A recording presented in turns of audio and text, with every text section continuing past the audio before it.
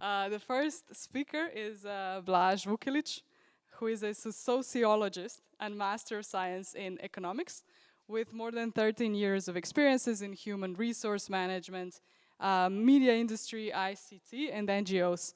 And for the last 3 years, Blaž is studying transactional analysis, a method of psychotherapy, and is currently a transactional analysis practitioner. Today he will talk about how stress, which is a very common occurrence in our daily lives, and I can attest to that, can lead us to burnout, and how we can, how the way we work depends on our drivers. So give it up for Blaž. Come here. Thank you, Heidi, for introducing me. Well, indeed, stress is everyday occurrence in our lives. If it occurs too often or continuously, it can lead to health or even life-endangering burnout. There are several possible reasons why we are more prone to stress, and today I will focus on driver unconscious behavior, which is based on rules we got from parents and other influential people in our socialization period.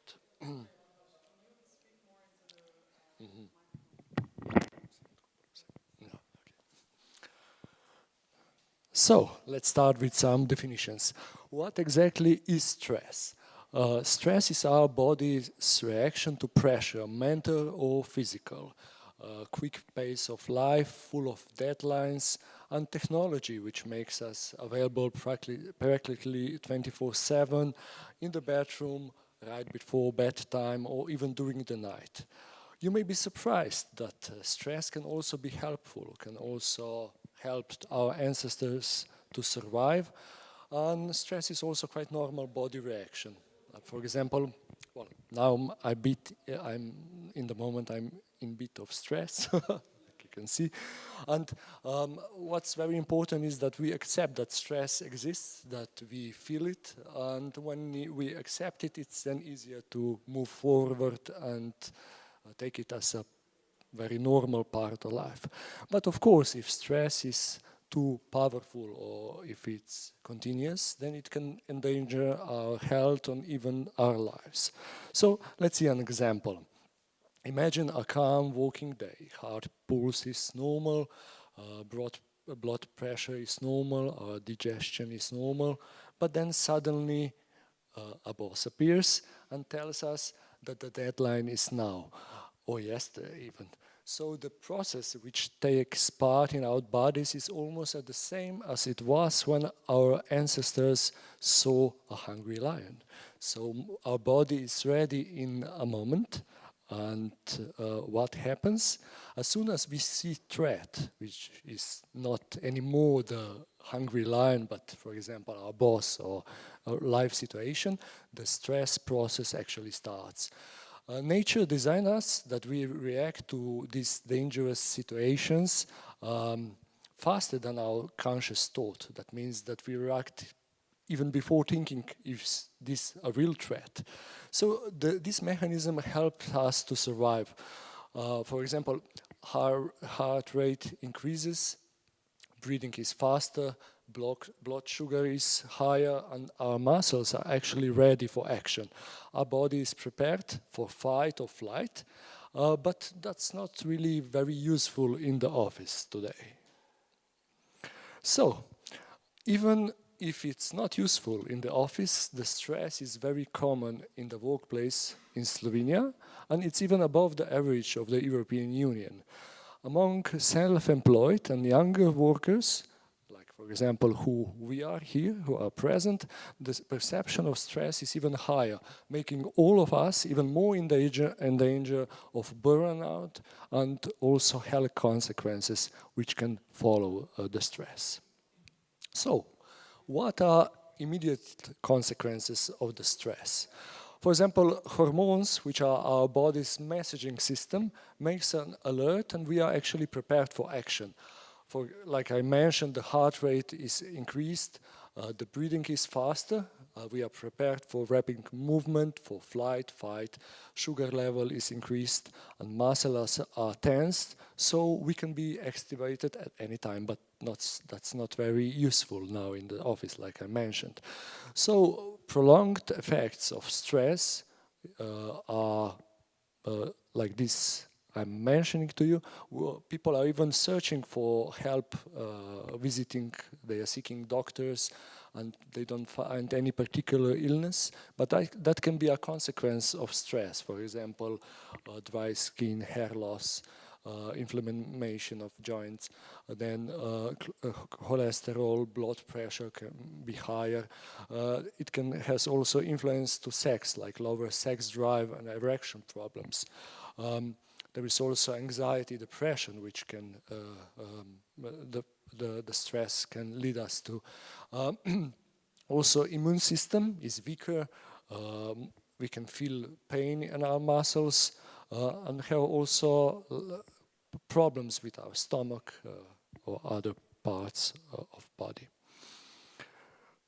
So there are also social consequences of stress. Stress causes our social lives to be, well, actually not so good as they should be. We may feel alienated even from our partners and family, not to mention also our friends, our co-workers, and random people like in shops or people we meet on the street. Street may also lead to alcohol and drugs abuse, which may also have other deeper consequences.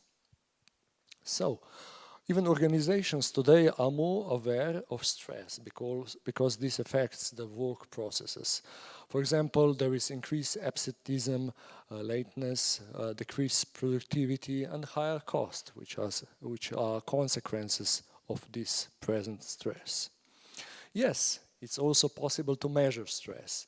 Holmes and Rache actually developed a stress scale ranging from 0 to 100 as the highest possible stress. There are just some examples which are related to work and non-work stress occurrences in our daily lives.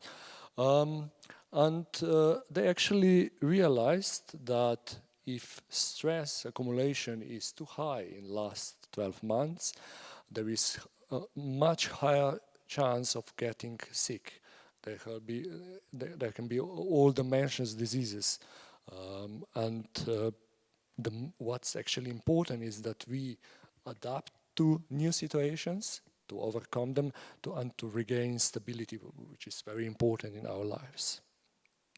So, when we are in higher risks, we are in high risk when there is a high workload, when there is low control and support at the workplace, and even at home, and when having partner and friends.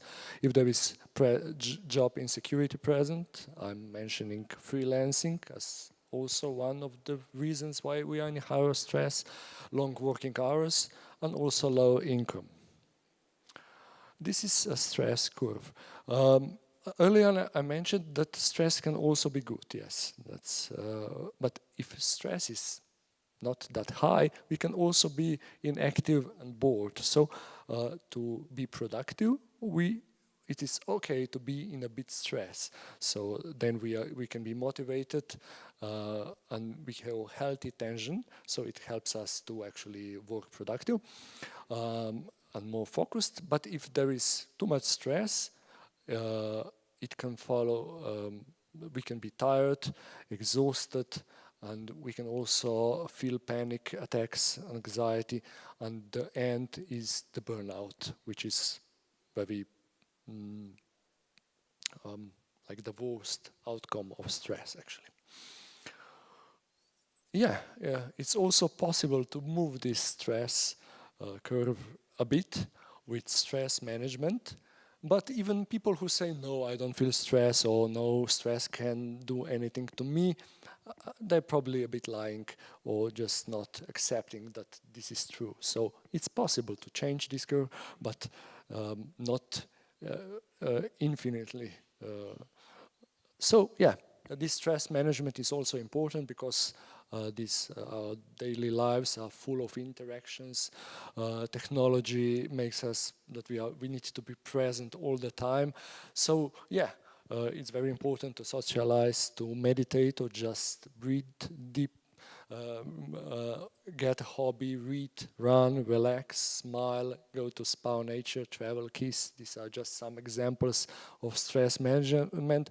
It is important that you don't follow just one, but you develop your own, so where you can feel comfortable in these situations and ways of getting rid of stress. So if stress continues, it can, like I mentioned, lead to work burnout. So this is mental exhaustion from work because of long-term unresolvable job stress. But the path to burnout is similar to path of like getting in stress. So working overtime, working from home. So after working time, no vacations, frustrations which are related to our jobs, and of course, constant tiredness, fatigue. And when getting in this burnout phase, it's actually, there are no positive emotions at that time. People usually say, I can't do this job anymore. These people actually say, I can't do anything anymore. And everything is pointless, dark, they're exhausted, they actually barely get up in the morning. So what's important is to prevent this to happen with this stress management, and of course to be aware of drivers. I will explain now. So we all have just at least a bit of drivers. There are learned behavior which we got from our parents, and they in our early childhood, and we feel okay only when we are following a particular driver. So how does this programming actually works? So yeah, when we were younger, we were actually our parents wanted the best to us. So we are not here now to blame our parents that we are like we are today, but they actually they programmed us. They gave us instructions. So if you, for example, work a lot, then you are okay. So the people then usually, if I don't know, someone is lazy or something like that, they think I'm not okay then if I don't work. So this is actually the parent we have in our heads. And they programmed us, and this program is still like playing all over every day. And if we are not aware of this program, actually this can influence our daily lives. If we are aware, we can change the way a bit and actually reprogram ourselves, if we can talk in a bit techy language now. So, in Slovenia, love is often conditioned with being priden, so a good boy or girl, but children may see this as a big catastrophe. So, for example, you must do something or I will leave you here alone. So now we are grown-ups, we said, okay, no problem, but when we were younger, this was what we thought it will happen, so that we will stay alone, nobody will love us, nobody will give us food. We won't survive. That was what we thought because we were younger. And this is actually the way how the drivers evolve. If we don't behave the way parents actually wanted us to do, we don't deserve to be loved or even to exist. And this is how drivers work. And that's why we are, even if we are now grown-ups, we are still afraid of not being okay in our heads. And so, let's see, these are like the 5 drivers which actually exist among different cultures. And they are: be perfect, be strong, hurry up, work hard, and please me or please others. The drivers actually may get stronger when we are in stress, so stress even increases these drivers. when we are away from our loved parents, partner, friends, when we are facing personal challenges, or when we are in front of authority figures, for example, in front of a boss or someone else. So, how drivers actually work? When we work, we got tired. That's very usual. So every person actually gets tired. So we need to rest. And after we get rest, we can replenish our energy so we can work again. But if we have drivers which are present, for example, work hard, be strong, please me, be perfect. So for example, no, you need to work, you don't need, you mustn't be lazy. It can lead to exhaustion and it can lead to burnout. So this is like very direct consequences of these drivers, our programs, which actually we are following. So I will explain a bit about each of these drivers, and you can think about them if you actually heard these words or felt it. So work hard is one of the drivers. In Slovenia, it's very common to hear "Dorne dela naj ne je." And when we are, for example, younger, we hear this, if I don't do, I don't deserve to even to survive, to live. So you're only okay, you feel okay only if you work constantly. So you can see these people that they are active all the time. Even if these people go to vacations, they need to have active vacations. So they actually don't think that they need to rest. Maybe the only way when it's okay that they are lazy, it's, for example, when they are drinking. So, for example, drinking actually cuts the parent, so the guy or like our mother, father who is actually controlling us, we cut it. So then we can allow us to not work hard at that moment. So the message to all who are hard workers is that it's okay to rest. There is a little trick there. So actually the resting helps you getting things done better. So if you rest, you will be even more productive.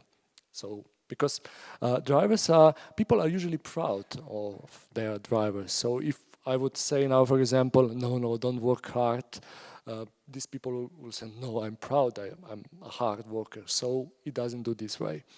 It's also interesting that also civilizations developed in Mediterranean climate, where it was actually time for thinking, not just working all the time like in the north when it's cold and you need to work all the time or something like that. So think about it, that you can change a lot of even when resting, and you can think about new possibilities, new ideas. The other driver is be strong. So you're only okay if you do not show emotions to others, because you think if you show emotions that you are weak. But actually, it's okay to express your feelings. I wrote here because we are here like a small community, so even if you show your emotions here, we'll still say you are okay, we'll still like you. So actually emotions can help you survive and make you stronger. For example, fear, which is one of very common emotions. If we wouldn't have fear, we would just jump in front of the driving car, not thinking about the consequences. So this fear helps us to rethink what we are doing, and it actually helps us to survive. For example, if we are angry, we can easily confront other people. If we are sad, sadness is also one of the emotions which are not so, like, when we are younger, don't be sad. Yeah, it's okay to be sad, because sadness is actually a process of forgetting the people we loved or something we liked, and we can actually move forward with sadness. It helps us to not forget, but actually to reprocess these feelings we had towards a person or an object. be perfect. Yeah, that's very also common in Slovenia and especially in these German-speaking countries. So you're only okay if you do everything right. And these people who have be perfect, actually, you can see that they use specific language. They are very exact when talking. They use oklepaj, so thank you. So that they can actually explain all the things. They think they had to be better and that they need to be actually perfect. So like the best. I think I put this Latin translation or the meaning of word perfect here, so we can actually reprogram ourselves that perfect in Latin actually doesn't mean that you are like a god or something who is like who is doing everything right, but actually it means that something is completed, finished. So if we did something, we did it perfect, because the task is completed and we cannot change the past. So at that time we did as good, not as perfect as possible. So important message is also that good enough, that you are also good enough as you are. And people who have this be perfect driver, they actually need to smile also on ourselves, to praise themselves, and to be aware that that perfect is actually good enough. Please me or please others is also a very common driver, and these people think that they actually can control emotions of other people, that they are only okay if they make others happy, maybe even others smile or something like that. So actually, these people need to be aware that it's okay even to please yourselves. And this is also a bit trick that I can say that you make me satisfied when you satisfy yourself first. So think about it. So yeah, like it's a way we can actually reprogram ourselves and actually also please ourselves in the first place. And there is another driver, hurry up. So you can see these people are very quick. They actually don't like to wait. They want to do things even faster. And these people, we can see these people that they are very energetic and they work actually the best last minute. So they need pressure that actually they can finish this. And of course, all these driver has also benefits. For example, this driver has benefits that that this person is ideal if something, if we need action, that if need to do something right now. But this driver, for example, can be destructive if details are required, or I don't know, doing some illegal issues or something like that. So the drivers are not just bad; they actually also help us do some work, but they have also negative consequences. And the perfect life, if I can use this word, so is a life without drivers. So we can actually decide when we will behave in a particular way, and that's the then easier life when we are get rid of our drivers. So that we don't do these conditions. If I don't know, hurry up, then I am okay. No, you're okay all the time, even if.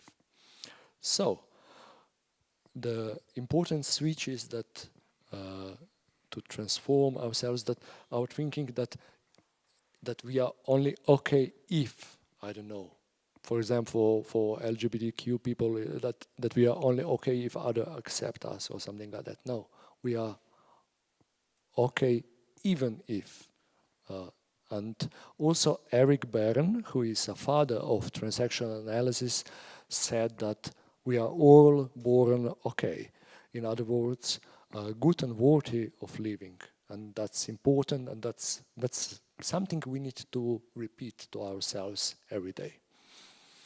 What's also important is that we take our time to do some fun and rest. For example, yeah, we need to read all these signs, work hard, play hard. No, we also need to, I think it's important that we work smart, that we have fun, and of course also have rest, because resting helps us getting things done even better. And the last thing, not the last thing, but if you need help, get one. This is very important thing. And I think that's the message with which I would like to end this presentation, is that you are okay. And that's from me.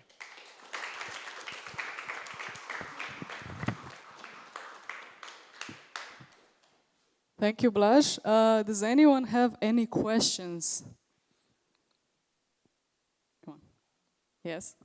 Hold on.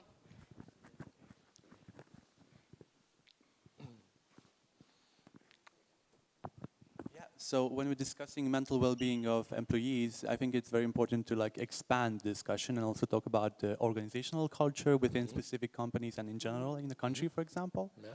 And also about the legislation of labor behind it, because obviously freelancers can be organized in different ways in different countries. So could you maybe tell us more about how these two levels work in Slovenia? Do companies take this seriously, or do they just use their employees as wood on a fire, basically?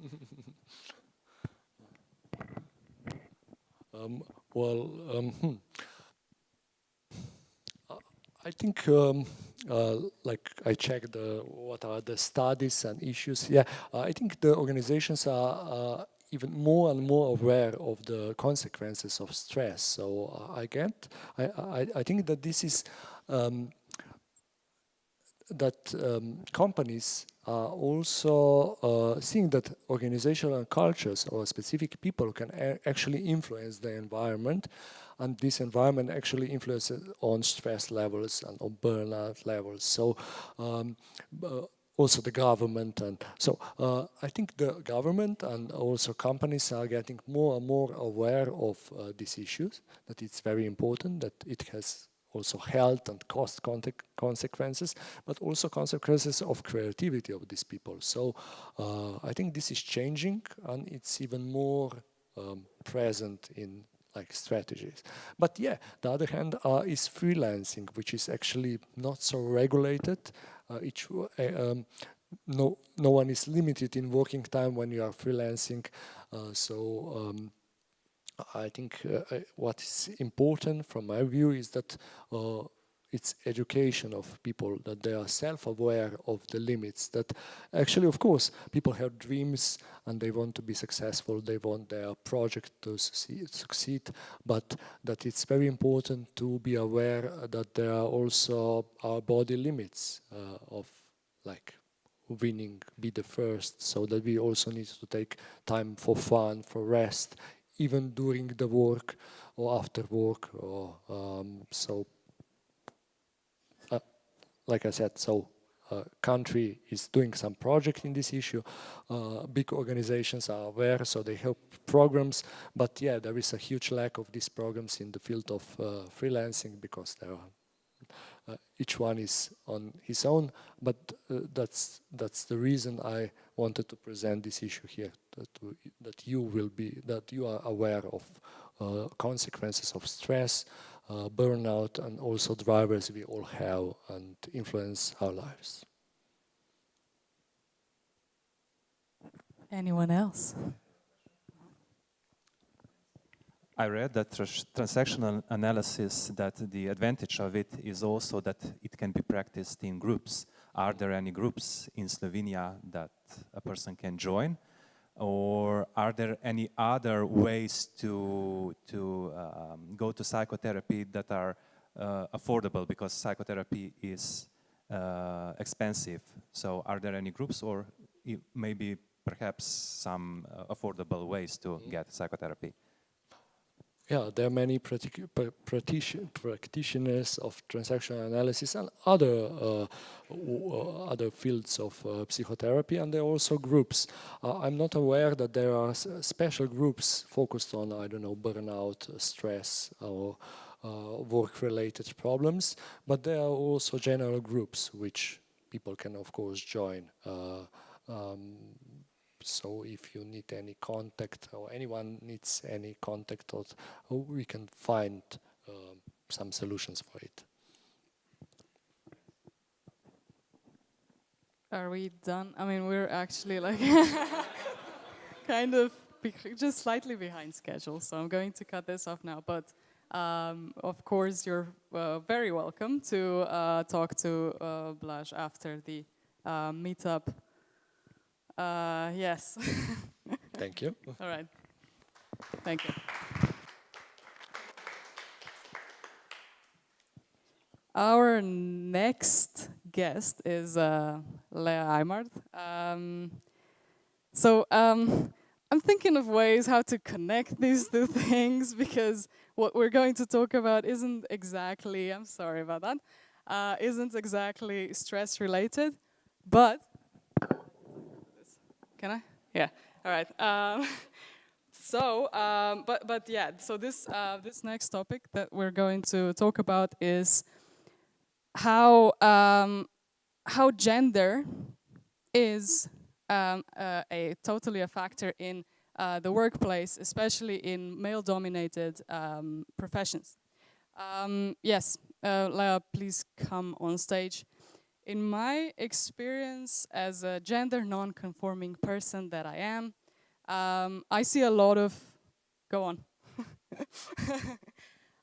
I actually do notice almost on a daily basis how differently people treat me depending on which gender I'm supposed to be a part of or how they read me. So this will be also a part of what we'll be talking about today with Lea. Right, Lea is, I've known Lea for a while now. Let's go sit down. For a while now, and we've met in the organization that we're both a part of, which is TransAkcija, and our director is also in the audience over there. Yes, Lea is a videographer, and she's also worked in theater before, but I will let her introduce herself, yes, in her own words. Thank you. First of all, I'm very pleased to be here. So I will say a few words. First of all, I'm French, so I'm really sorry for the fucked up accent I have in English. It would be worse in Slovene, but yeah. So yeah, I'm from France, and I came here in Slovenia like 13 years ago now. I came because I was working in theater in France and I wanted to switch to video, and well, I was searching for some opportunity to learn that job.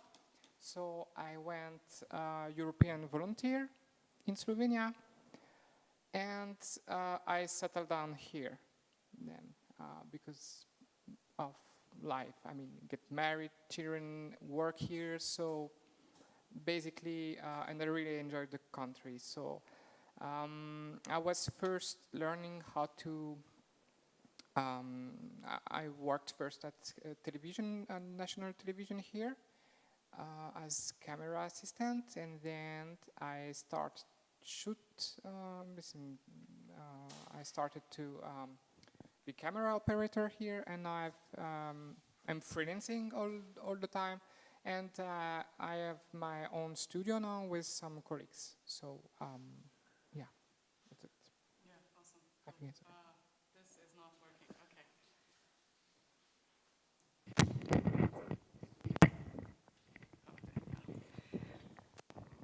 Great. So today's shit.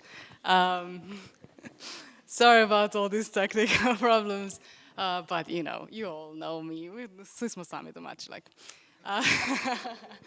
So yes, the reason why, well, not the reason, but what I wanted to talk to you about today is basically your experience on Planet TV.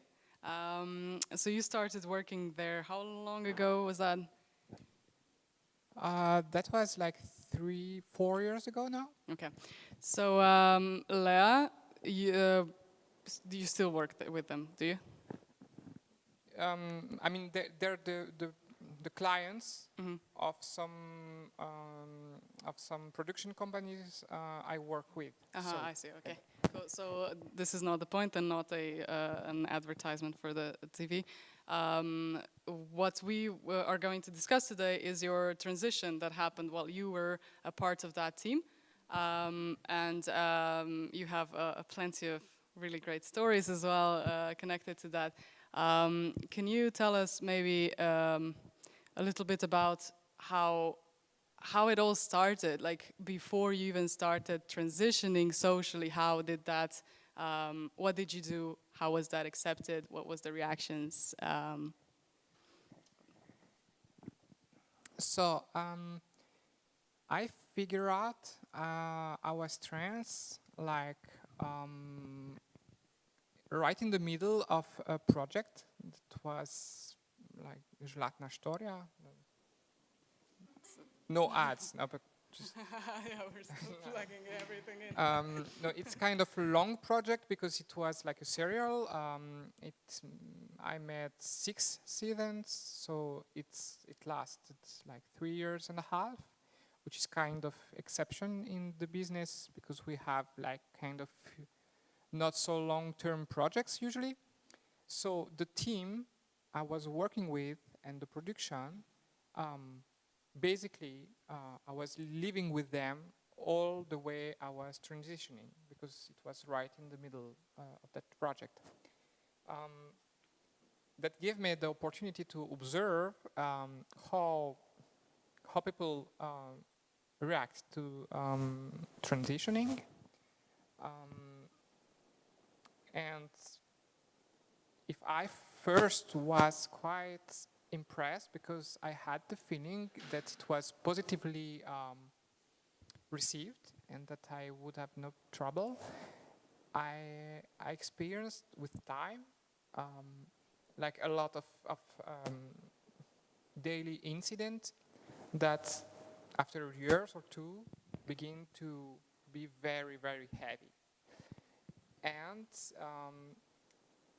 the most impressive sign of this, it was like the thing I heard the most when I start to coming out was like, oh, we're okay with that. It's like no problem. And it was actually, I discovered with time, it was a way to close the matter. It was more a way to say, oh, we don't want to listen about it. Just do what you want, but we don't want to be a part of this.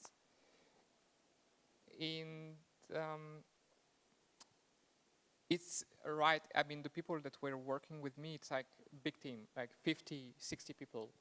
I chose because it's, I discovered I was trans like a beautiful day, and it fell on me like a ton of brick on the head, and I was absolutely not prepared about that. But I really quickly figured out that I was trans and I needed to transition, and so I needed, in 3 or 4 months, I planned the next few years, more or less, let's say, but I knew that I would took the risk to lose my family, my children, my job, basically on my social life, my status. And about work, I dealt with this on this way. I went first, at the beginning of the new season, I went to the producer office and I said, look, I have something to say to you. It's like, not kind of your own business, but I guess it can influence on the work. Then I prefer to tell you. At that time, I was presenting as a man, as people were used to see me, and as I was used to know myself in a kind. And so I just explained that I will transition and that I will need to be called with another name, with other pronouns, and basically I said, look, I know this, you probably don't see things like this, but I'm a woman, and I'll always been, and I need now to be taken in account, because I just can't deal with the fact to wear a mask or whatever. Now I know who I am. And the producer say, yo, it's no problem, you know, I know a trans woman here in foreign countries. I will take care of you, and I will make sure that you have no trouble. Just be yourself. So I was very surprised. At first, I thought that I would be out for that season, for the entire project. And I went slowly, month after month. I first asked to use, do not use anymore my date name, and that they use my name now, Leah, and to use female pronouns to speak about me or to me. And that was kind of,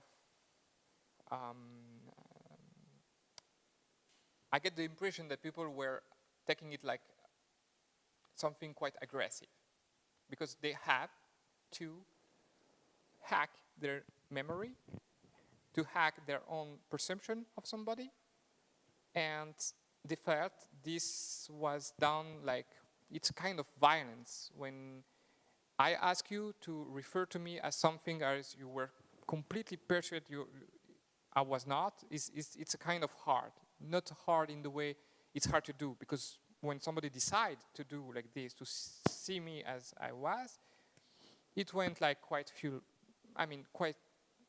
quick and without problem. But the main problem was that people were absolutely convinced that they have no trouble with that, which was actually impossible then to make some progress, because I was always asking a little more, you know, like, or telling people, you know, right now you just misgender me. Oh, no, I didn't. You know, they were very on defensive position, which made the process kind of very hard. And progressively, I saw that they were trying to see me as a woman so hard, and on such a level that they were I guess thinking for themselves that this is just not right. This is not the reality. Like, you were born a man, you know, you have that kind of genitals, so you can be a woman, but we will let you just play around. And that kind of perception of trans people makes things harder to then respect and to then interact with the people, because you constantly have the feeling that they are playing with you. And I get that feeling quite strong, that people were just thinking I was pretending to be something I was not. So they were playing around with stereotypes, trying to put me on some position that they will, by force, put me on that role of woman. So from one day to another, I was not allowed anymore to take heavy cases or, cameras, equipment, and all that kind of stuff. It was a lot of people. As soon as I tried to bring something, it was like 10 people, no, we'll just do that. Like yesterday, when I didn't tell you, I was just like, you know. You would carry everything. Yeah, yourself, 25 kilo, and then it was just like, yeah, you can take this also for me, no problem. And from one day to another, I was just not allowed anymore to carry stuff. On the same level, I was camera operator at that time, and I was that camera operator kind that you just send when there's some kind of hard work. Let's say you have to climb on the roof or on a car to shoot, or go down in a hole, or whatever is dirty, or whatever it was for me. I don't know why, but they really liked to send me everywhere, maybe because I was more flexible than the other people there. And from one day to another, my camera just did the safe shot, you know, like the thing that is, actually you don't need to move too much, you don't need to take risk, or it's not too much demanding on physical level. And I was very surprised because I just thought, but you know, it's not because you're calling me Lea that I just made, by magic, I just lost all my capacity, my knowledge. So I had to work very, very hard to prove people I was still able to work, actually. I think, I'm not sure about this, if it's because they saw me as a woman, I'm not really sure about this. I think it's because I was seen as trans and possibly as kind of ill people that wouldn't be able to. That was what I wanted to ask you. What did you think that was the reason behind this different treatment view?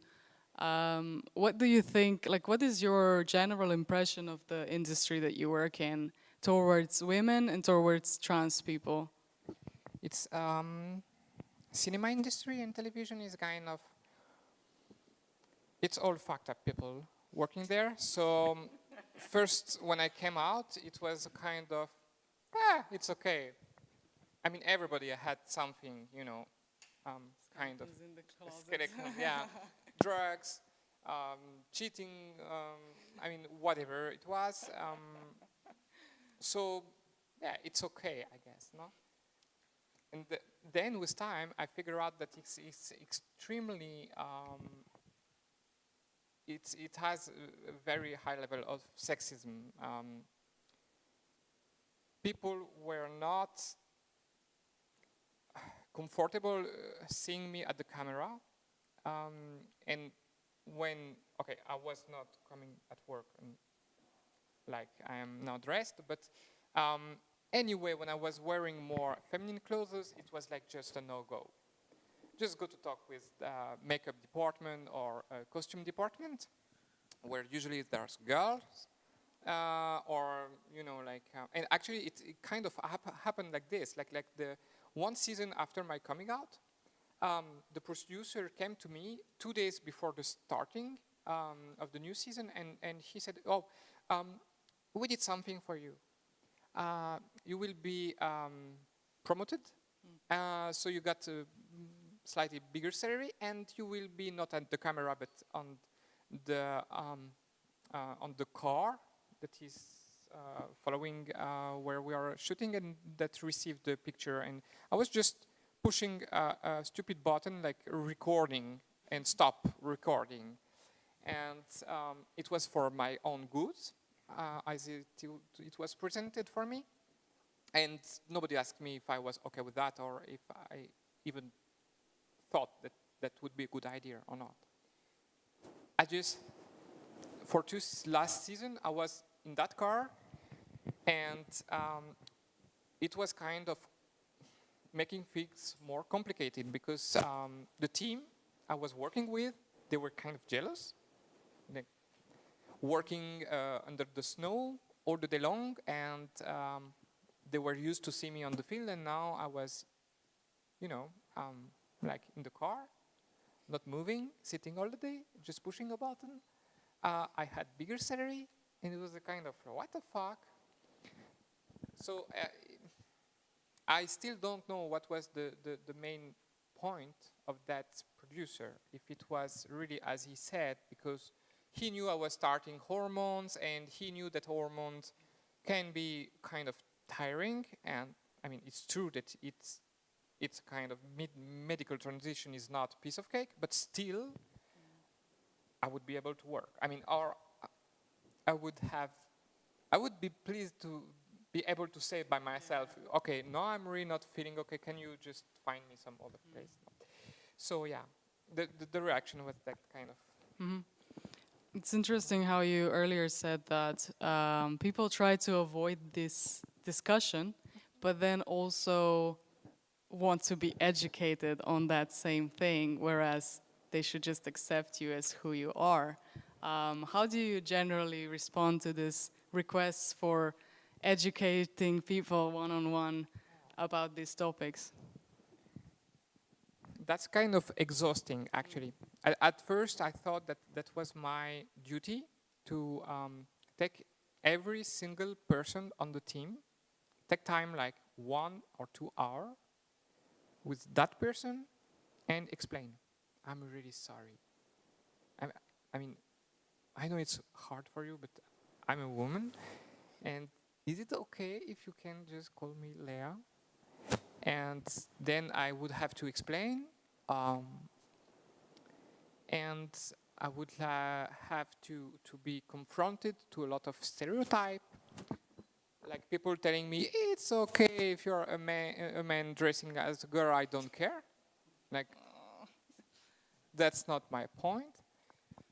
And then it was, but they were not willing to hear the whole story, you know. They were just like, I had that, oh, this actress was fantastic, like older actress.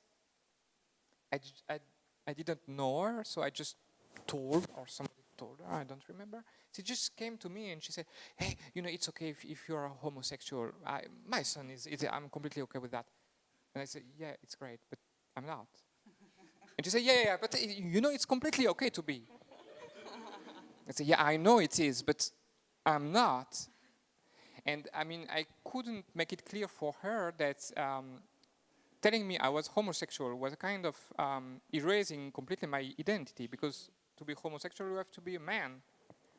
And I mean, I told her that, but she was like not able to listen to that kind of things. And a lot of people actually were very confused when it came to identity and sexual orientation, and the whole team was completely convinced that I was attracted by men, while actually I had a wife, like 10 years and 2 children, and I said nothing about my sexual orientation, but it came as a package. I mean, if you are a woman, then you are straight, but even didn't see me as a woman. So, but that's part sexual orientation that they were very quickly just assuming what it should be. And yeah, it was very hard first to explain I was trans, and then to explain, but look, I don't give a shit about man. I mean, I'm attracted to women.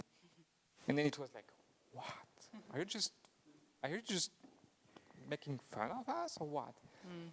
And I have that anecdote that I was sitting on the floor with my colleagues, which is a man and the one makeup artist and a girl from costume department, and we were like lying on the floor, exhausted for short break, and the girl from the makeup department stood up and went, I don't know where, and my colleague was just like looking at, because she was wearing kind of that kind of skirt, and he was just like looking what was going in front of his eyes, and I was also a little checking, and little, and the girl from the costume department was sitting in front of us, and she was just saying, look, Mija is just looking at under your skirt. And Mija, who was actually having some kind of feelings for the girl from the costume department, felt so horribly uncomfortable. He said, yeah, but I was not alone. Leas also looked at her, and they were like yeah, sure. And I was like, yeah, I was. And they were then just completely shocked, and because the girls of the team were kind of protecting me in this environment, and from my coming out, kind of making me space for eating when it was breaks, you know, that kind of welcoming me, let's say, in the women's places. And then they were shocked because they were like kind of threatened because they were assuming from the start that, well, so I have to be attracted by men. And then they were just checking, I saw in their eyes in that moment that they were checking all what they were doing and how they were,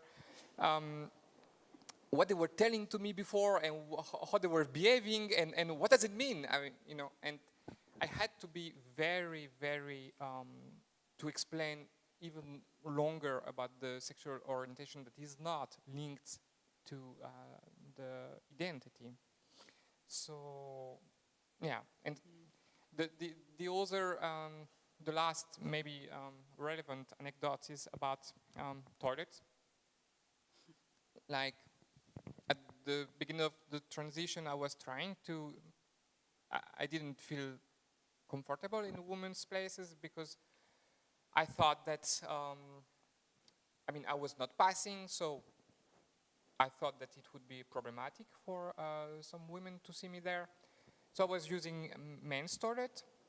And the problem is that the colleagues, when they see me in the toilet, they were just like reacting, like making fun or jokes. What are you doing here? And you're just, you're not on the right toilet, you know?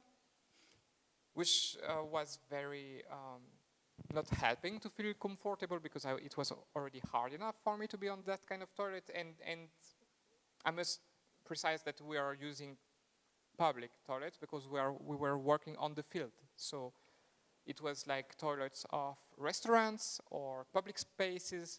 Each time new toilets, a lot of unknown people there. That's why I was feeling uncomfortable to be on the women's toilet. And with time, I get enough self-confidence to begin to go to the women's toilet, and I was also given some jokes when they saw me on the women's toilet. So I mean, it was like no place that was the right one for me, and it was making them very, very uncomfortable. I mean, yeah. Yeah, that's also my experience a lot. Like. Yeah, especially when you're in a group that doesn't know you very well, and then you meet a guy in the men's toilet, and it's like, what the fuck are you doing here? And you have to explain everything. It's just, you know, but if I go to the women's toilet, I'm going to be shouted at by some old lady. It's just, you can't win with this, like. But okay, we would love to hear more stories, but we are running out of time. So I would like to, I guess, finish this short interview with maybe you can tell us more about what would be ideally, okay, this was also something that I wanted to cover. Ideally, how would your coworkers react and what would their behavior be towards you? And also, like, if you have any parting words related to that. Like,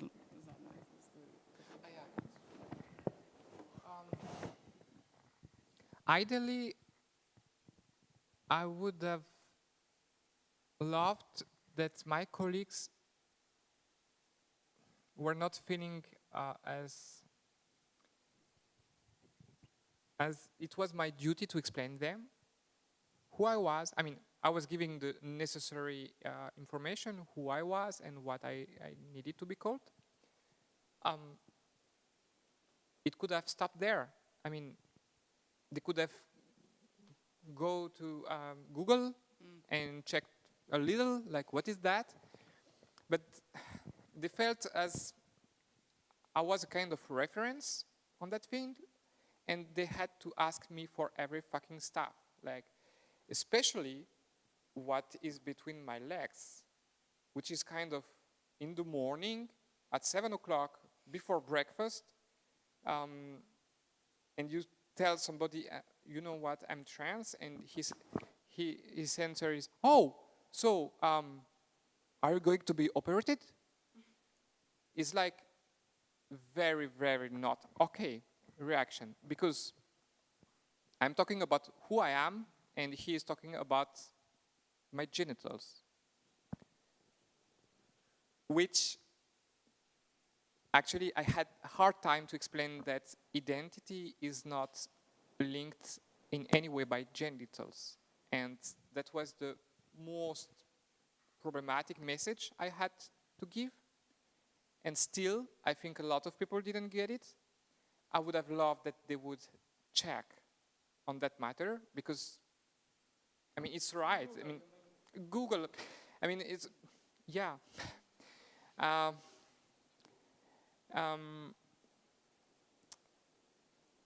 I think a lot of people were reacting very okay with that. They were not trying to put their own vision, but they were willing to listen. I mean, if I have to talk, because I can understand you can't find everything on Google, or some sources are very contradicting and it's kind of confusing. But still, if you ask me, then listen to me. That's the main problem, because most of the time they were asking me and then just getting their own answer that they already had before the discussion. So I was putting a lot of energy and time trying to find the right words, to feel how they were feeling and how they were understanding the matter of sex, of biological sex, of identity, and trying to navigate here, give them the information they needed to understand that it's not because I had a penis at birth, I was a man at birth, but it was so hard because they were. I mean, you can't explain something to people that don't want to listen. So mainly, it's about that one, and I will conclude. Because we're on the schedule, with the reaction of my colleagues, my best friend that was here at in this serial, and he was actually the first person I told. I remember, like, I needed like 20 minutes to come to the point that, look, actually, I think I'm not a man, and I may be a woman. And his reaction was very funny to me. He was like, just, oh, really? So that's why we are so arguing. I mean, you and I are you are the only person I argue that much. I mean, except my wife. Bit of casual sexism there. Thank you. I thought about all possible reaction from his side. I thought he would say I was ill, I was completely, but no, he was just not dismissing any word I was telling. He was just, oh, okay, so it explains a lot of things. It was a kind of beautiful reaction, actually, because it was comforting me, and it was based on stereotype, but still comforting me. So. Yeah, this is interesting because, actually today I went to pick up the stickers, and I also got the stickers for TransAkcija at the same time.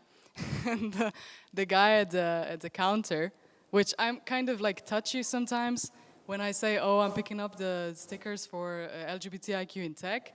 I kind of like, when I'm outside of this bubble, like I always feel like there might be some sort of a homophobic backlash from somewhere. And he was just like this simple person, like just saying, oh, you have all these separate, I don't know, initiatives. No wonder we can't really understand it all or something. But it was lighthearted in a way. Of course, still problematic and all, but it was actually quite funny for that reason. So yeah, okay, thank you, Lea. Yes. Thank you. Next up is a word from sponsors. We are richer for one more sponsor this time, but first we'll let a representative from 3FS tell us a bit more about the company. I will be words from the sponsors, but I'll try to make it as useful as possible. I'm Biziak. I come from the company that co-sponsors the event, 3FS, and I would like in a few minutes to talk about the open job positions that we have at the company. Currently, there are 4 teams that are looking for new developers. Social finance, who I'm also part of. We are trying to help people save some money. Then there are 2 teams that are working together with Ericsson. The first team is Mobile Connect team, who is developing application which is similar to Google Sign-in or Facebook Sign-in, except that they are trying to make you possible to sign in with your phone number. And the second team that works with Ericsson is the IoT Accelerator. They are developing platform that enables governments and businesses to connect their IoT devices and process the data and do useful stuff with them. Currently, they are working on an application that tracks air quality in cities. And the 4th team is again a product that is our own product, that is the IRIO team. This team is the newest team, and in my personal belief, it's also the most exciting team and exciting stuff that they're doing. What they are doing is electronic health record, which simplified means that they're trying to improve the IT systems that doctors use.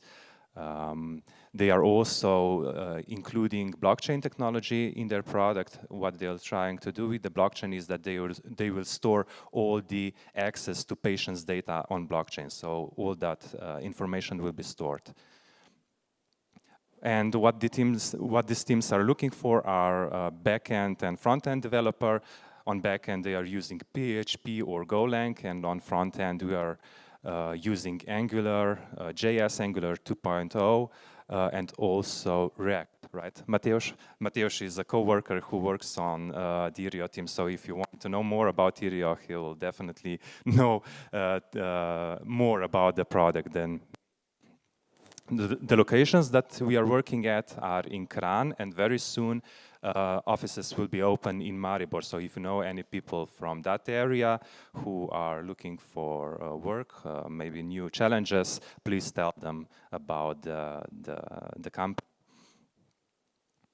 Well, that were the teams, and now why it's good or why it's worth to work at our company. We have very beautiful offices. There's been lots of effort put into designing the offices. There's a lot of working space, and of course there's also a lot of resting or relaxing space. We also have pool table and 2 kitchens. There's lots of snacks and fruits and everything, and we also have sauna. So how many offices have sauna?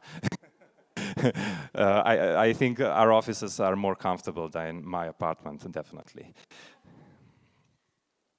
Yeah, well, this is the last slide, but before I go to it, the best thing about our company are the people.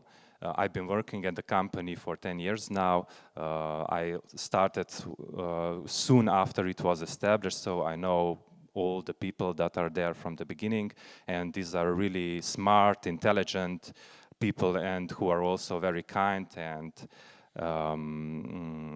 very open-minded. So it's really a great space to work in. And I can say that I also have friends at the offices. So yeah, I think it's a great place. So if you are interested in working at a company, please, if you want to know more about it, ask me. You can write to our email, or you can also read more about the job ads at Slowtech. So that's it. Thanks. I brought some things with me. There are some t-shirts, some socks, some stickers, some sketchbooks, and more t-shirts. So please take them. They're free to take. Thank you. So Co-Founded didn't send anyone, so I'm going to say a few words about Co-Founded is the new, our newest sponsor. As far as I understand, they're like a Kickstarter, but on blockchain. Let's go with that. I'm not sure if that's true. A lot of my friends work there, which means that I don't really see them. But it's a really engaging, I suppose, company. So for anyone interested in blockchain technology and different projects and startups, it's a great place to work. They are, their offices are located in the very center of Ljubljana. What else? Right, actually what I really have to say is that they are looking for a very different profiles. So they're not just looking for programmers, they are always on the lookout for people who are really excited about the blockchain technology and can be of really different backgrounds and educations. So if you are interested in that, I would encourage you to take a look at their website. It's cofounded.I. Yeah, so actually it's not, that's not right. cofound.it. I think it must be /jobs or something like that, but I think you won't have a problem finding that. If you get lost, check out our website, LGBTIQ.tech, which also lists obviously all our sponsors. So that was the advertising part. Now we're moving on to our show and tells. And first of all, we're going to listen to Maja Kraljič, who was not in New York, but in San Francisco at Lesbians Who Tech. Okay, so the advertising continues because today we'll be talking about the conference that is, let's say, quite popular, even in Europe, but more so in US. So, down, okay. So for those who don't know Lesbians Who Tech, this is an organization that has been around for approximately 4 years, and they have around 30,000 members. That means that they have 30,000 email addresses that they send emails to. And the summits they are having are all over the world. As I said before, mostly in US, because most of the sponsors are there, but also in other continents. So in Europe, we already had a couple of summits. I was in Berlin 3 years ago, and then last year I and Mia went to London to have a bit of fun. And then I decided, well, let's go to San Francisco, right? Why not? It's an opportunity that I shouldn't miss, so I didn't. The conference was held in Castro district, so this is the district that is the most gayish in San Francisco. I wouldn't say that it's most lesbian district because Oakland probably is. The prices are cheaper, and because of the lower prices, of course, lesbians moved to Oakland. So, but nevertheless, the conference itself was held in Castro Theater. There were approximately 180 speakers, which is a huge amount. There were this Castro Theater that has like 1,400 seats, and there are also smaller places, bars around Castro Theater that were also used for smaller talks. There were also above 100 sponsors from Google, Facebook, Uber, all these big corporations, and also some smaller. So there were some fairs, tech fairs, or let's say pavilions with exhibitions of these sponsors, and a lot of sponsor talks also. But all over, it was the largest LGBTIQ professional event. So I would say, prides are even better, bigger, and maybe better even. But as far as professional event goes, this one is quite huge. What I liked about the conference itself is the speaker diversity, because there are 50% of women of color. as speakers. They're 20% Black and Latino, and also 15% transgender and gender non-conforming. So this percentage also went up because before, when I looked at some of the slides they were presenting, it was like 10% transgender and gender non-conforming, but now it's 15, so woohoo. Okay, so pictures, right? I think that's the most interesting part. So if you didn't go to Castro district yet, this is one of the streets with crossroads.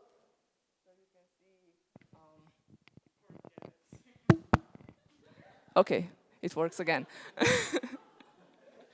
So this is one of the streets. There are lots of flags, so it's quite welcoming, right? This was the first day when we picked up the badges. You can see Castro Theater is like 50 meters down, but actually this line was around the block, so it's another 50, let's say. So we waited a couple of minutes, we went in, there was a little bit of speech, and then we went to Tech Fair. This was like a huge crowd going around the kiosks and talking to the people, getting all the t-shirts, getting all the stickers, getting everything you can get on these kind of events. So it looked like this. It was also quite cold, so we didn't like it much. But the next day, the event, of course, had begun, and there's a good joke in this picture. Who spots it? You all, right? What lesbian brings to the second date? Okay, so the line was even longer this time. So this is like 100 meters, and then round the block, another 100. But I managed to get into the theater, which is quite big, but still not all participants even had managed to get in. So I was lucky. So I could hear Sheryl Sandberg, ooh, or not. Then this was quite a history lesson because the first American that went to space was actually a lesbian. And I don't know about the two Soviet women that were there before her. I don't have information about that, but okay, we have at least the first American. We had also some fun. Of course, there weren't only talks, but there was also a hula hop competition. So if you know hula hop, you have some advantage on the next summit. But then also, if you have some skills in arm wrestling, that's also a bonus, So keep on practicing. We had Tegan and Sarah coming, so that was also nice. And for all the fans that wanted to have a picture, that was also possible. So they were quite approachable. But I didn't run, for that. I had another favorite in that department. You will see. Oops. Okay, so we go to the, let's say, the second day of the talks. There were also these, as I said before, smaller venues with less people, less intimidating, and this was actually the only venue where you could actually see code on the screen, There were some Kubernetes and React topics and this kind of stuff. So this was the only place where I could see it. It was quite good. Okay, so let's go also into the weather department, because we had some weather problems during the summit, and some of the speakers couldn't even come to the event. So on this special occasion, this is an image from Boston, and you can see there is only one flight that is not cancelled. One that is going from Boston to Los Angeles. And on that flight was Megan Smith. That is my favorite. And yeah, I got a selfie also with her. So if you don't know Megan Smith, just Google her. She's done a lot of stuff already, and she's also doing some really great projects now and in the future. I wanted also to point out, there are lots of corporations on this kind of summit. This is really corporate sponsored. They have lots of talks. All the booths are almost corporate. So there wasn't enough space to even have some activist conversations, let's say. So this is one of the examples on the app that we had from the summit, where Eleanor just expressed, her views, and it was actually possible to connect with people that are thinking, let's say, the same or similarly, so that you don't need to talk to 5,000 people and find out who has similar views. Okay, so this was pretty much the end of the summit. It was fast. There were also lots of parties, but no pictures from parties. You have to be there to experience that. And I would like to welcome you to the next European summit, which will be in Stockholm. We don't know the date yet. It might be in the second half of the year. It might be even in November, because they like to choose days where there's really bad weather, apparently. But you are, of course, welcome to come. I will have some advertisements in our group for sure. Yep. Thank you.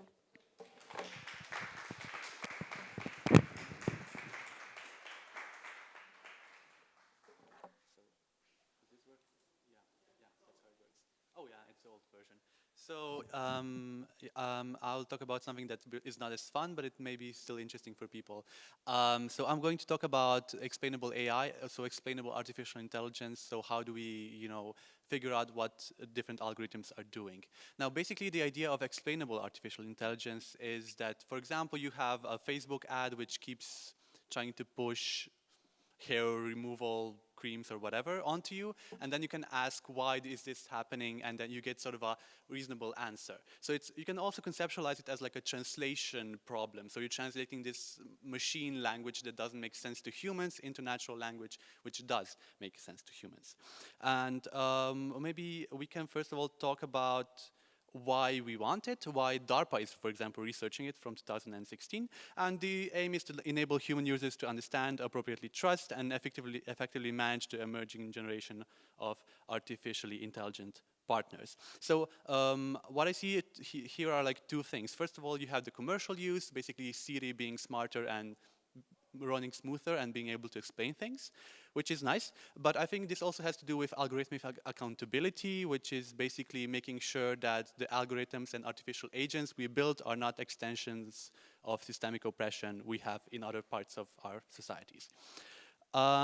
So yeah, just to demonstrate this concept, one very simple example of algorithmic accountability or algorithmic unaccountability is the case of Predpol and the Oakland Police Department.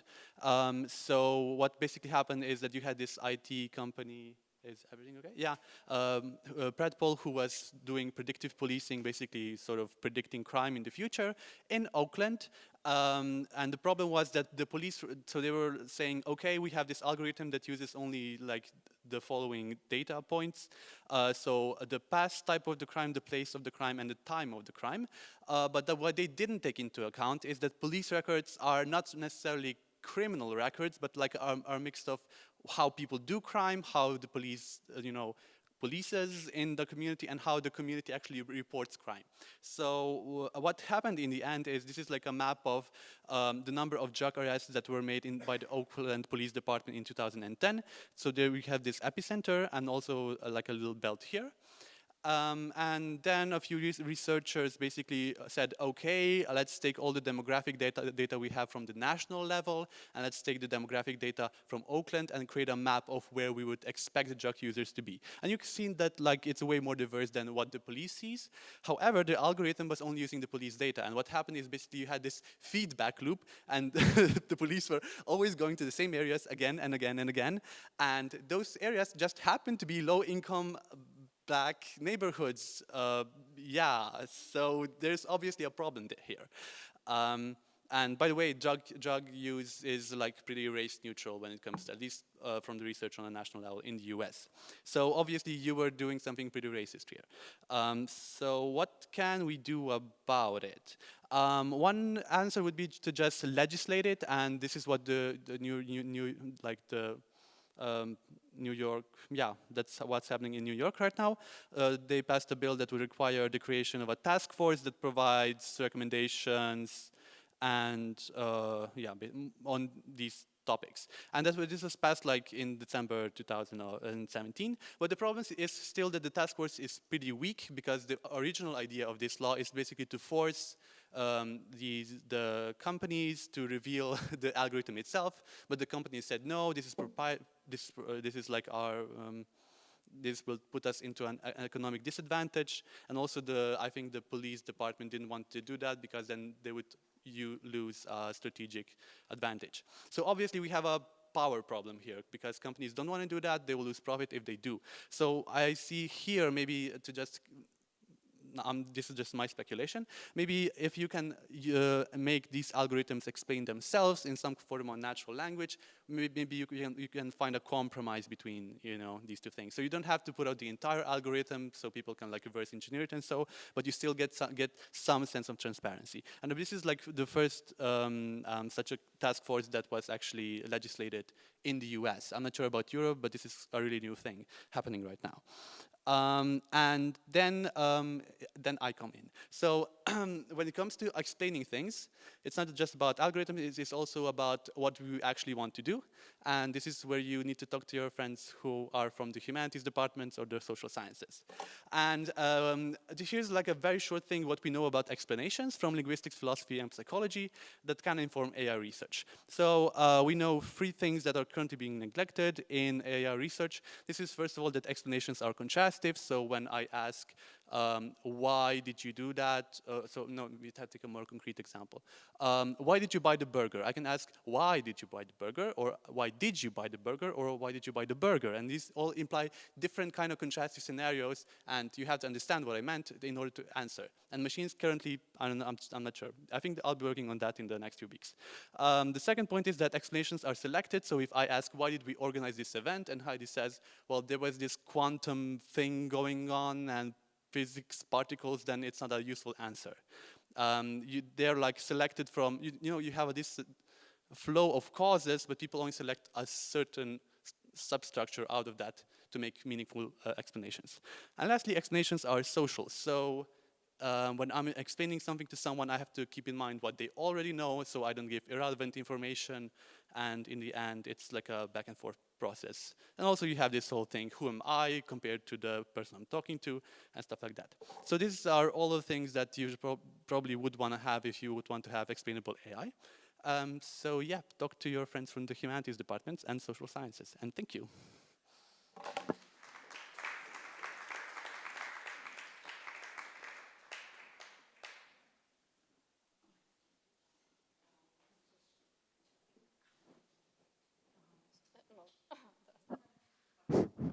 Amazing. Should I step here? So hi, I'm Evan. This wasn't planned. It's very obvious. So I just like basically to, this is not a strictly techie topic. I just like to invite you to this event that's going to be so we just came up with it recently when Polygon, right here, had this opportunity of NGOs applying with different projects or events, day events, and we had to come up with a good project, creative one, and socially responsible, and so on. And that's why at TransAkcija we started thinking of how we could use this space, because spaces are also really important for our community, as we all know. And so we thought, what could Polygon and this space offer to us that's different from, let's say, Tiffany, or going to like a Bitra or Dich or wherever. So we thought like about something bigger that would bring the community and different organizations together. And then we kind of came up with this idea that was basically, it started off, I think, with Heidi and another person thinking about some sort of a hackathon and how it's never done like in LGBT, you know, or activism. And then we kind of came up with this idea that we would use this space for, yeah, like I said, bringing different organizations and individuals together and to come up with something, one or more things, on how to mark the 17th of May, which is the International Day Against Homophobia, Biphobia, Transphobia, and so on.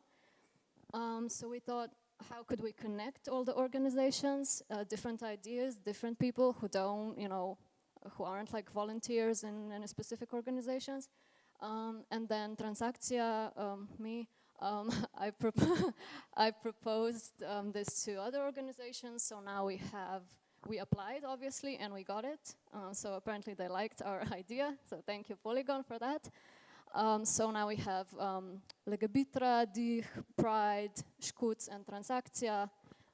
We just had the first meeting yesterday, and so this event is basically gonna be here. It's gonna be around 6 hours, and we're gonna try to, yeah, like I said, come up with how to and what to do for this year's 17th of May. And the topic, each year there's a different topic for this day, and this year it's about alliances and solidarity. So we thought it's a great opportunity.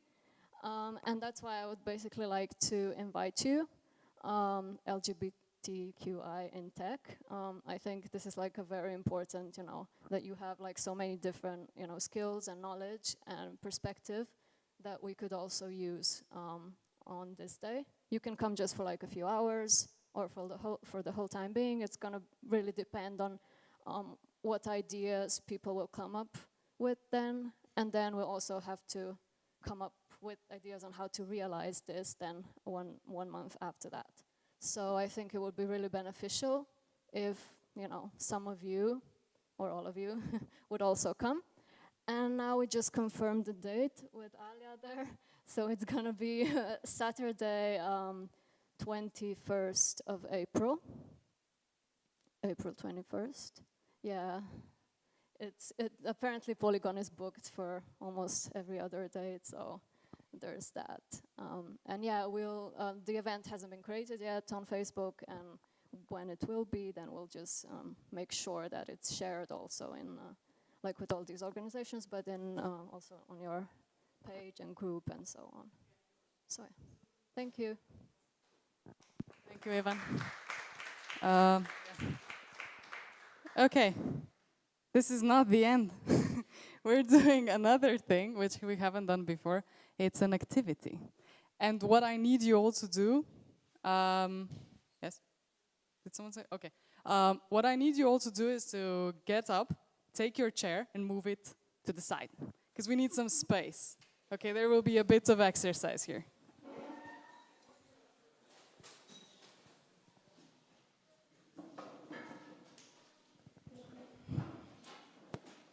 I love it. Faster.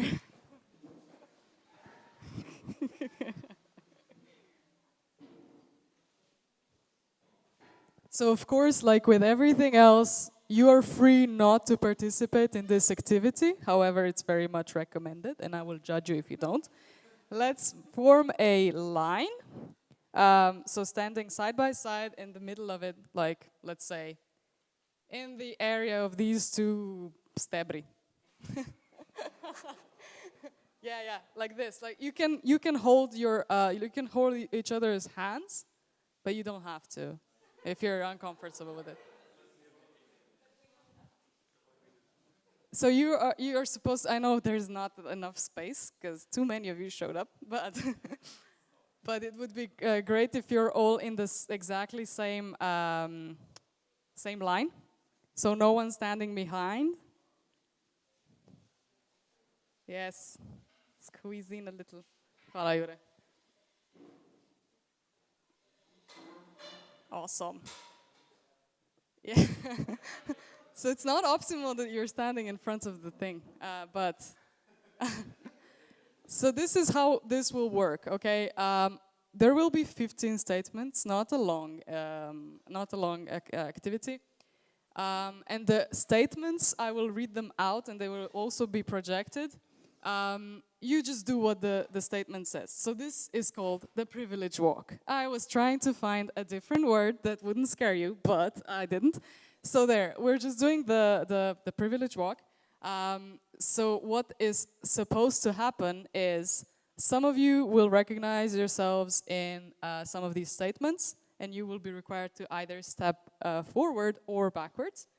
And at the end of these 15 statements, we'll look at each other and see where we are. Now, if there's a statement that you're not comfortable with kind of coming out with, you don't have to. Nobody will know that this applies to you if you don't move.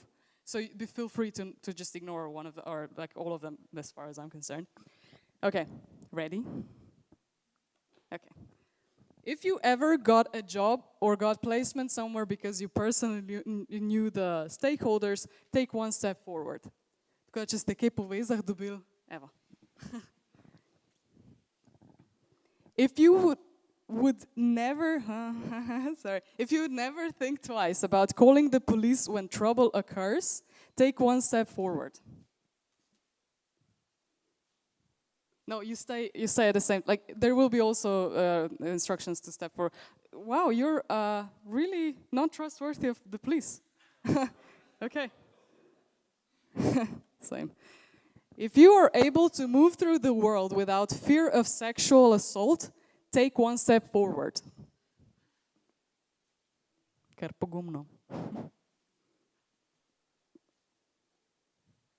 Right.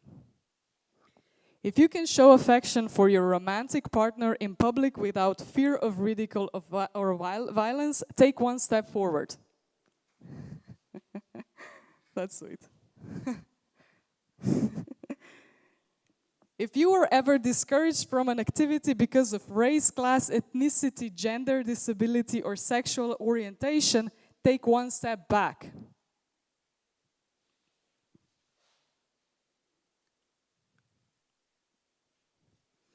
If you have ever felt unsafe walking alone at night, take one step backwards. Jesus Christ. You live in Slovenia. There. If you were ever made fun of or bullied for something you could not change or was beyond your control, take one step back.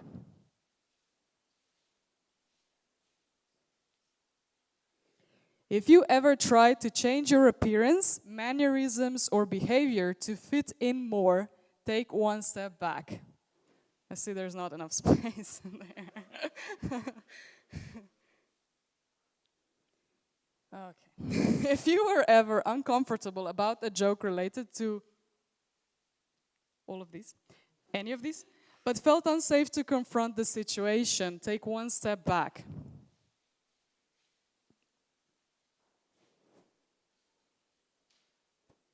If you never thought twice about which public bathroom to use, take a step forward.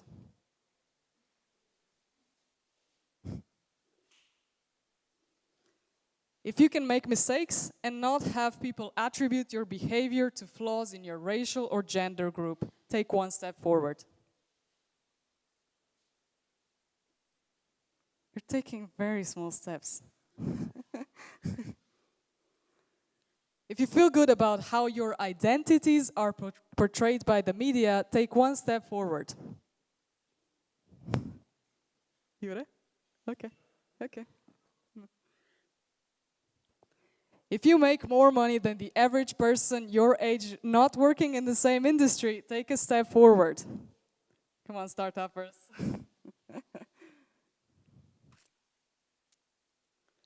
If your mother tongue is not Slovene, take one step back.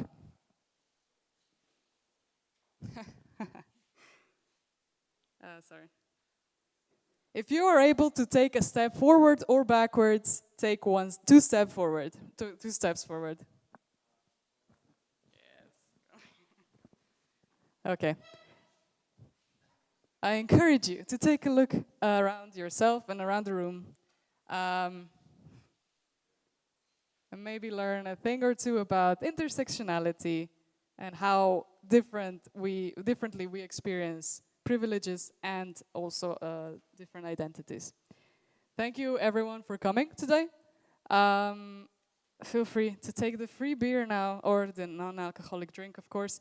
I'll see you in May, I think, on the next meetup. And yeah, take care, stay queer. I don't know, stay healthy, I don't know.